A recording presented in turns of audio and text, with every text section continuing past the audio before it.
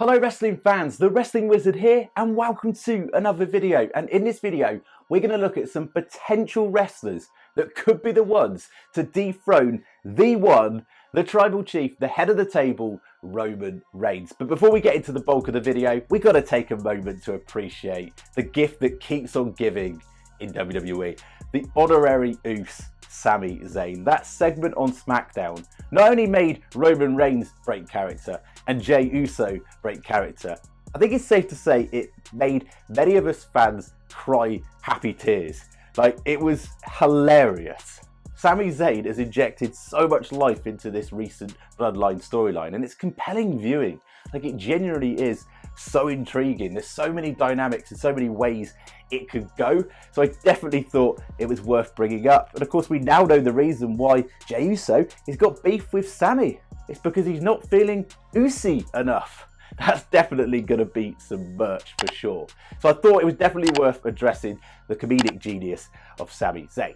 But in terms of moving forward and away from this current storyline, we've got to address this title situation with Roman Reigns. Who is going to be the one to dethrone Roman Reigns? Is it going to be for both the belts? Are WWE going to split the belts? And here's where it can get a little bit tricky. Now, my personal opinion is, if WWE are committing, and it's confirmed, that we're going to get The Rock versus Roman, then in a way, they kind of have to split the belts, don't they? Because you're then going to have a title match where inevitably Roman's going to be the victor and no one else fighting for a main title. So if it's Roman versus Rock, I reckon they should wait till something like the Royal Rumble and then give Seth Rollins his rematch. Because Seth Rollins didn't lose his match this year at the Royal Rumble. And since that time, he's always stated he wants that rematch. And then someone else has got in his way whenever he goes to do that. So what about Seth finally gets his match? Now, of course, he's going to have to drop the United States title to that point, which I'm sure he will. He gets that match in a ladder match, and it's for both the belts. He gets the demand of both the belts. And that way you can split the WWE title and the Universal title without affecting Roman Reigns too much. He doesn't need to be pinned. He doesn't need to submit. He grabs the Universal title, Seth grabs the WWE title, belt split, job done, moving forward. Then Cody wins the Rumble, challenges Seth Rollins, which infuriates Roman Reigns, and that's where you bring The Rock in to challenge and then set up that match, assuming that's the route that they go down. And of course, that ties up the loose ends with the Cody Rhodes, Seth Rollins feud, because we know the real reasons why Cody's away, but in storyline mode, in kayfabe, Seth Rollins put Cody Rhodes on the shelf, and he's going to want to get revenge, and what greater revenge than to take the WWE title from him at WrestleMania. That is the most likely scenario. But if Rock versus Roman isn't on, my first round pick for the man that should dethrone Roman Reigns and take both the titles is Cody Rhodes. Just go for it. Go all in. You've got this mega over returning recently, like he hasn't been that long back in WWE, to dethrone the tribal chief, the head of the table, on the main stage. He is one of the most over baby faces. It would be after a long comeback as well. Perfect build.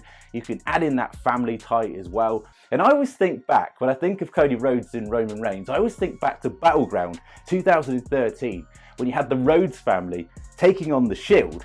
And if the Rhodes family lost, Dusty would have lost his NXT trainer role, and the Rhodes family would have been expelled from WWE entirely. Now, the Rhodes family actually beat Shield members Seth Rollins and Roman Reigns at that time.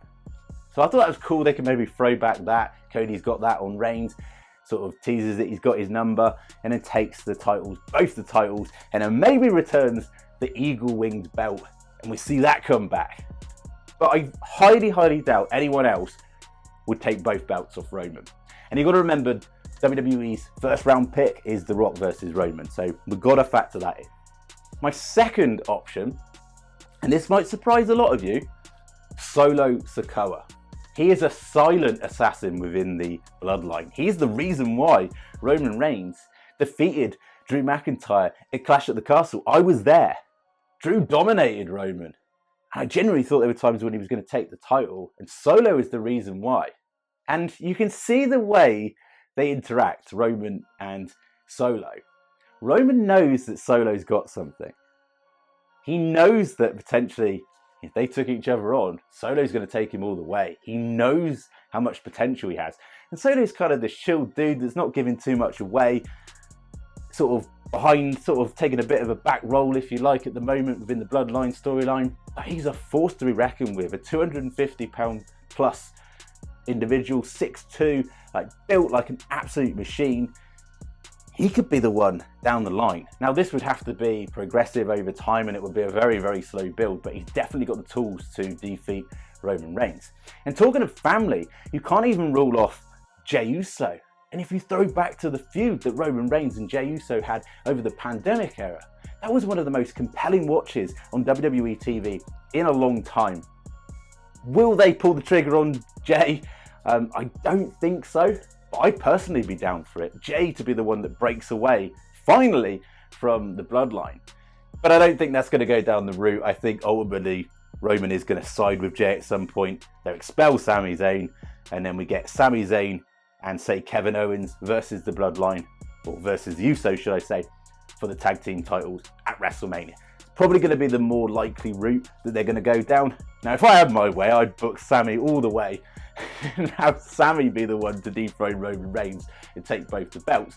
But there might be an on-scale riot. But you've got to remember, Sami Zayn is hugely over, massively over. Many fans are behind him. So is that a kind of Daniel Bryan-esque WrestleMania lead-up?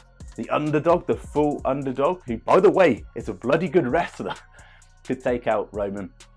Probably a little bit unlikely. Now, the next one up that's the talk of the town on a lot of people's lips down the line is a Bron Breakker, the son of Rick Steiner. He's got wrestling in his blood. He sure looks the deal. Watching him on NXT, he's got every tool that you need to get to the top. But again, this would not be immediate. I couldn't see this happening anytime soon. It'll be a slow build, like any. This is Triple H. This is the Triple H era. He likes a slow build. He likes long-term storyline telling. And I think how much family line connection they got with the Bloodline at the moment, I'd be very surprised if anyone else took that title from Roman down the line, or both the titles, depending on what happens. But you've got to throw Bron Breakker into the mix. And there'll be others that I'll be missing, of course, but these are just the ones that really stand out to me. And finally, of course, you know we're huge fans of Bray Wyatt on this channel. The majority of the channel content is Bray Wyatt focused.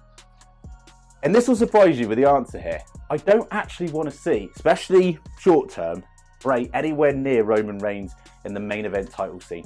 That was one of the mistakes that Vince made with the booking of the Fiend character, pushing him into the title scene too quickly, too soon. Don't rush it. Yes, Bray is the top merchandise mover at the moment. Yes, if you've thrown Alexa Bliss into the mix as well, you can be sure on the women's side of things that she would shoot up to the top of the merchandise moving.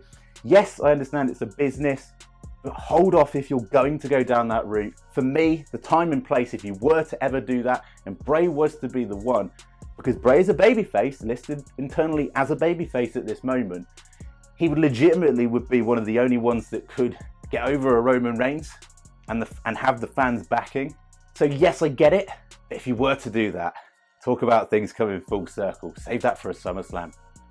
Save that for a SummerSlam, or even Bray costs Roman one of the titles, or the titles at SummerSlam, potentially.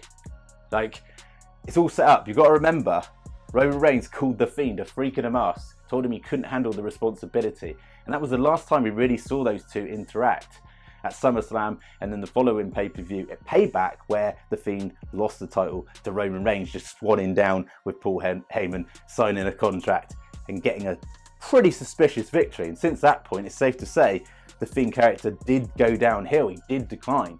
There's so many ways this could go, but my first round pick is Cody Rhodes. Bring it home, Cody. Dethrone the Tribal Chief. No one's going to have a problem about that. Well, I'm sure many people will, but for me, that's the logical way to go down the line. Depends whether we're going to get Rock Roman, but Cody can still get his moment at WrestleMania by defeating, say, a Seth Rollins for the WWE title. What do you think? Get down in the comment section, share your thoughts and opinions, get involved. Who do you think is going to be the one, or who should be the one, to dethrone Roman Reigns?